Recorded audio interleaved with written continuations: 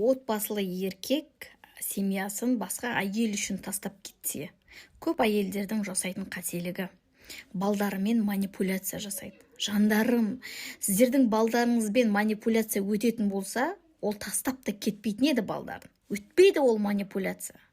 Одан кейін өздеріңіз звондап, сен мен 4 баламен тастадың, 5 баламен тастадың деп не керегі бар?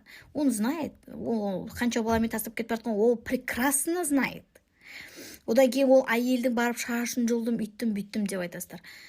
Причем тут ол әйел? Сенің күйеуің ғой жасап кетіп баратқан. Он осознанно менің яқта әйелім бар, бала-шағам бар деп соның бәрін біліп тұрып жасап жатыр. Бұл жерде ер адам кінәлі, понимаете?